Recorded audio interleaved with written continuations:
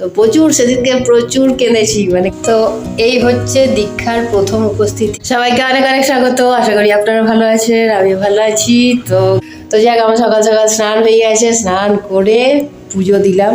পুজো দিয়ে জাস্ট এই মনে হলো যে এবার ব্লগটা স্টার্ট করি। আমি ব্লগটা বানানোর উদ্দেশ্য হচ্ছে যে আমি বৃন্দাবন ধাম গিয়েছিলাম, বলেছিলাম যে আমার ধাম আসার একটাই উদ্দেশ্য ছিল, সেটা হচ্ছে আমার গুরুদেব প্রেমানন্দজি মহারাজের কাছে দীক্ষা নেওয়া।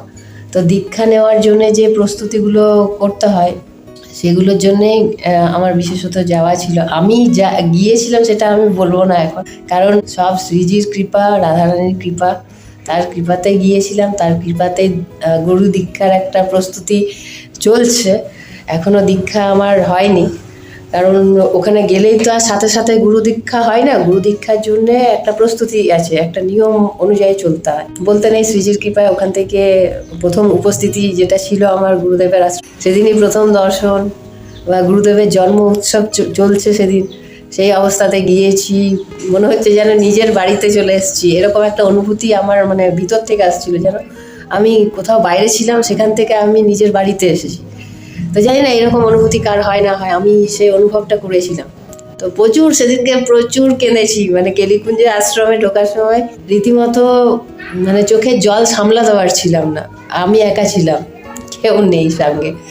তো ওই জন্যে ভরপুর কান্না করেছি, ভিতরে যা ইমোশন ছিল সেই সমস্তটা বেরিয়েছে।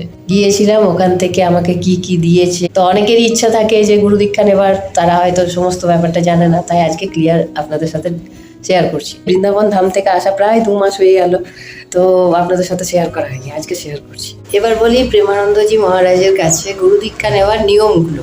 এই হচ্ছে দীক্ষার প্রথম উপস্থিতির কার্ড মানে কাগজ।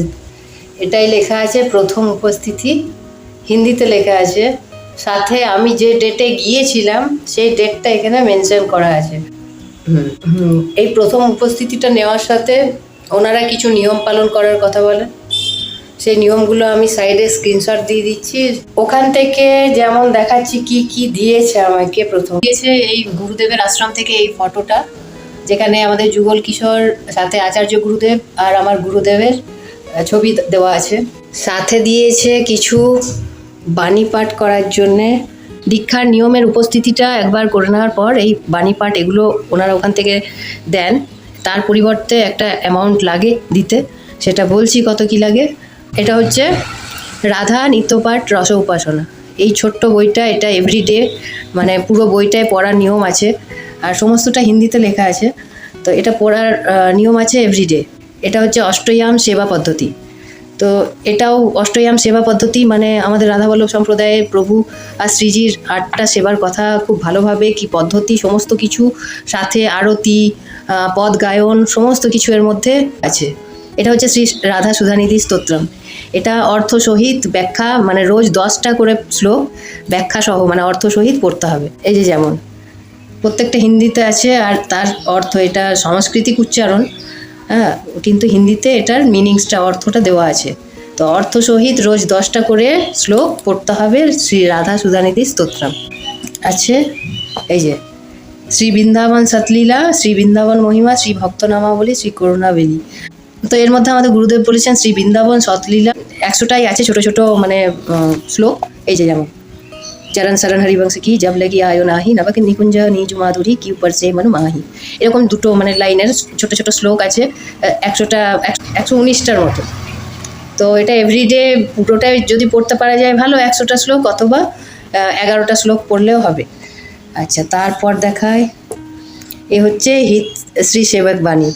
এই যে সমস্ত শ্রী রাধা কেলিকুঞ্জ ট্রাস্ট সব বইগুলো। শ্রী সেবক বাণীজির পাঠ আছে, রোজ 5টা করে পদ পাঠ করতে হবে। যেমন এখানে লেখা আছে, সমস্তটাই হিন্দিতে, উচ্চারণ ব্রজ ভাষাও আছে। তো হিন্দিতে লেখা আছে ভাগন ভাগ জানত জু নাহি আপনো কন ধো লাভ অরু কন হানি। এইভাবে পড়ে তার ব্যাখ্যাটা পড়তে হবে। এটাই হচ্ছে এটার নিয়ম। বাণীজির 5টা পদ অর্থ সহিত পড়তে হবে, রাধা সুধানিধিজি 10টা শ্লোক অর্থ সহিত পড়তে হবে। আর এই হচ্ছে শ্রীহিত 84, শ্রীহিত স্ফুটবাণী, শ্রী সেবক বাণী এর মধ্যেও আছে। তো আমরা শ্রীহিত 84জির এখানে চুরাশিটা শ্লোক আছে। তো এই যেমন শ্লোক আছে, জয়ী জয়ী প্যারো করে সই মোহি ভাবে, ভাবে মোহি জয়ী সই সই করে প্যারে। এই হিট 84 12টা পদ পাঠ করতে হবে এভরিডে।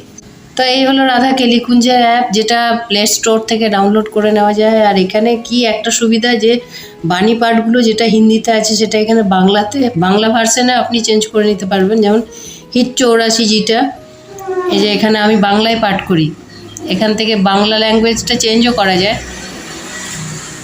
এই যে উড়িয়া, তারপর গুজরাটি, পাঞ্জাবি, হিন্দি, ইংলিশ, তারপর তো বাংলা আছে। তো আমার বাংলাটা দরকার, তাই বাংলাটা করে নিয়েছি। তো এই সুবিধাটা অ্যাপে আছে। তো আমার সুবিধা হয় এটা, এই যে রাধা সুধানিধি স্তোত্রম রোজ 10টা করে শ্লোক পড়তে হয়। তো বাংলায় এটাতেও ভাষার একটা ব্যাপার আছে, হিন্দি, ইংলিশ, বাংলা, গুজরাটি। তো এই ভাষাগুলোর মধ্যে যার যেটা দরকার সে সেই ভাষায় কনভার্ট করে পড়তে পারবে। তো এই অ্যাপটা অবশ্যই নিয়ে রাখা উচিত যাদের হিন্দি পড়তে যাদের অসুবিধা হয় তাদের পক্ষে। এখানের মধ্যেও সমস্ত এই যে সেবক বাণী অর্থ সহিত লেখা আছে। এই যে সেবক বাণীর পদটা পাঠ করে তারপর এই ব্যাখ্যাটা পড়তে হয়। তো আমি যেহেতু হিন্দি আমার মানে হয়ে গেছে কোনোভাবে শ্রীজির কৃপায়, তাই পড়তে পারি, বুঝতে পারি, যার জন্যে খুব একটা অসুবিধা হয়নি। তবু হয়, তার জন্যে এই যে বাংলায় পাঠ করি। আর সবগুলোই বাংলার অপশান নেই এখনো পর্যন্ত, তবে আগামী দিনে হয়তো সেগুলো সবই বাংলা বিভিন্ন ভাষার মধ্যে কনভার্ট করার একটা অপশান চলে আসবে। তো অবশ্যই অ্যাপটা ডাউনলোড করে রাখা উচিত। আর সাথে এই ব্যাগটা দিয়েছে বাণী পাঠগুলোকে রাখার জন্য, কারণ এগুলো সবই প্রসাদী করিয়ে দিয়েছে, আশ্রম থেকে প্রসাদী করা আছে। যেগুলো সাথে আছে জপমালার একটা ব্যাগ, যেটা আমি অলরেডি জপা শুরু করে দিয়েছি, কারণ 2 মাস হয়ে গেল। সাথে দিয়েছে একটা তুলসীর মালা, যেটা আমি এখনও কণ্ঠে ধারণ করিনি, কারণ আমি যেদিন দীক্ষা নেব সেদিন গুরুদেবের কাছ থেকে এটা প্রথম পড়ব। আর এই হচ্ছে জপমালা, এটা 108টা বিটস আছে। এই যে এটা হচ্ছে ব্রজরজ, এটা একটু করে রোজ মুখে মানে জিভের মধ্যে দেওয়া উচিত। আর এই হচ্ছে বৃন্দাবনের রজ, মানে যেটা ব্রজরজ, এটাও মাথার মধ্যে রোজ একটু করে লাগানো উচিত। সাথে আছে এই তিলকের মাটি, এটাও ব্রজরজ, এটা দিয়ে আমাদের তিলক রচনা করতে হয়। তো এই হলো সমস্ত সামগ্রী। আর এই হচ্ছে গুরুদেবের চরণামৃত, আশ্রম থেকে 20 টাকায় কিনেছি বোতলটা। এইটুকু চরণামৃত থাকে, তার সাথে জল মিশিয়ে বাড়িয়ে নিতে হয়। আর রোজ একটু করে চরণামৃত সকালবেলায় স্নান করার পর পান করতে হয়, সাথে মাথায় লাগাতে হয়। আশ্রম থেকে দিয়েছে। এবার এই নিয়মগুলো মেনে চলতে হবে। আগের থেকে যেটা নিয়ম আছে যে মাছ, মাংস, ডিম কোনো অভক্ষ্য মানে খাবার খেতে পারা যাবে না যদি গুরুদেবের শিষ্যত্ব নিতে হয়। পেঁয়াজ রসুনটা গুরু দীক্ষার সময় বারণ করা হয়, কারণ পেঁয়াজ রসুনটা কিছু মানুষের ক্ষেত্রে ছাড় দেওয়া হয়, যেমন যারা স্টুডেন্ট, যারা বাইরে কাজ করে তাদের জন্য একমাত্র ছাড় আছে, বাকি গুরুদেবের শিষ্যদের কোনো ছাড় নেই। সবাইকেই পেঁয়াজ রসুন ত্যাগ করতে হবে। তো শ্রীজির অসীম কৃপা, আমার গুরুদেবের অসীম কৃপা যে আমি পেঁয়াজ রসুনটাও ত্যাগ করে দিয়েছি, কারণ আমার গুরুদেবের হাত থেকে কণ্ঠি ধারণ করার যে লোভ, সেই লোভটা আমাকে হয়তো পেঁয়াজ রসুনটা ছাড়তে সাহায্য করেছে। তো ওই কণ্ঠিটা আমি এখনও গলায় ধারণ করিনি, কারণ আমি চাই আমার গুরুদেব যেদিন আমাকে দীক্ষা দেবে সেই দিনই আমি ওই কণ্ঠি ধারণ করব। তো বাকি এখন দেখা যাক, আমি এখন তো প্রস্তুতি পর্বে চলছি। আর আরেকটা নিয়ম হচ্ছে প্রত্যেক 2 মাস পর ওনারা সময় দেন যে 2 মাস পর, 2 মাসের আগে গেলে চলবে না, 2 মাস পর আপনি আসুন। আপনার অষ্টযাম সেবা ভগবানের কেমন হচ্ছে, গুরুদেবের নিয়মগুলো কিভাবে পালন করছি সেগুলো ওনারা ওখানে সবসময় জিজ্ঞাসাবাদ করেন। তো আমি তো একবার উপস্থিতি করেইছি, আমার সেকেন্ড উপস্থিতি এই জুন মাসেই হওয়ার কথা। তো জানি না যাওয়া হবে কি হবে না, এখনও টিকিট কিছু হয়নি। তো দেখি, সবই তো শ্রীজির উপরেই ছাড়া আছে, শ্রীজি যবে চাইবে সেদিন আমি ঠিক আবার ধামে গিয়ে উপস্থিত হয়ে যাব। এছাড়াও একটা গুরুদেবের রাধা কেলিকুঞ্জ অ্যাপ আছে, সেই অ্যাপটা যেমন একটা আমার মোবাইলে আগের থেকে ডাউনলোড করে রেখেছিলাম, যখন মানে 4-5 মাস আগের থেকে কি তারও আগের থেকে আমি ওই অ্যাপ ডাউনলোড করে রেখেছিলাম। তো ওর মধ্যে সমস্ত যা বইগুলোর মধ্যে নিয়ম আছে তা মানে বিস্তারিত নিয়ম ওখানেও দেওয়া আছে। ট্রেনে, বাসে, গাড়িতে কোথাও যেতে যদি বাণী পাঠ, আর ওগুলো এভরিডে করতে হবে গুরুর আদেশ। তো এভরিডে করার জন্য ওগুলো ট্রেনে, বাসে যখন তখন মোবাইল অ্যাপ থেকে করা যাবে। ইভেন যদি পিরিয়ডস হয়, শরীর খারাপ হয়, সেই শরীর খারাপের সময়ও ওই বাণী পাঠগুলো আমরা মোবাইল অ্যাপস দেখে করতে পারবো। জপমালার মাধ্যমে রাধাবল্লভ শ্রী হরিবংশ 11 মালা রোজ নাম জপ করতে হবে, 108টা করে বিট। তো যাই হোক, এই হলো বিস্তারিত তথ্য। আরও যদি এই ব্যাপারে কিছু জানার থাকে আর আমার কাছে যদি সেই জানকারি থাকে, আমি অবশ্যই আপনাদেরকে হেল্প করব। যদি কিছু জানার থাকে আপনারা কমেন্ট করতে পারেন। তো আজকের ব্লগ এখানেই শেষ করলাম। ভালো লাগলে অবশ্যই লাইক শেয়ার আর সাবস্ক্রাইব করবেন। আবার দেখাবেন নেক্সট ব্লগে। ভালো থাকবেন, সুস্থ থাকবেন, টাটা।